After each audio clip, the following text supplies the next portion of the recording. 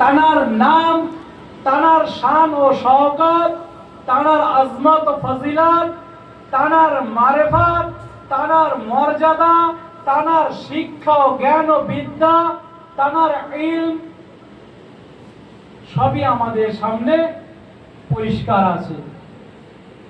কেন আছে? এইটুকু আমরা জেনেছিলাম, তিনি হচ্ছেন নবীর জবান দ্বারা আল্লাহর হুকুম অনুযায়ী মানুষের জন্য, আমাদের জন্য মনোনীত করা ইমাম ও খলিফা, যাকে আমরা আমাদের ভাষায় নেতা বলি, দলের সরদার বলি, লিডার বলি, পথ পরিদর্শক বলি।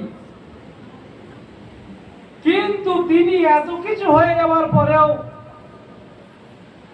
তার নাম ও নিশান কিভাবে বেঁচে আছে, তার খেলাফতের কথা আমরা কেন বলি?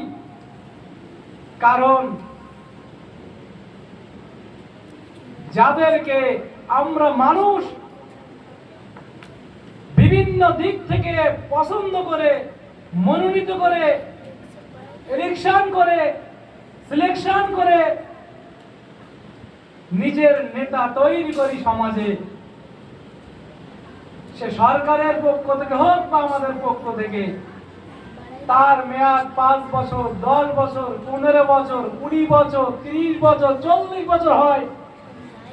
তারপরে এই জনগণ যখন চায় তাকে আবার সেই গদি থেকে নামিয়ে দেয়। কিন্তু এত বছর পর্যন্ত খেলাফতের চর্চা মাওলা আলীর সামনে কিভাবে বাকি বজায় আছে, তার কারণ হচ্ছে মাওলা আলীকে আমাদের মতো গুনাহগার, অশিক্ষিত, মূর্খ ব্যক্তিরা তৈরি করেননি। তানাকে ইমাম বানিয়েছেন আল্লাহ। তানার খেলাফত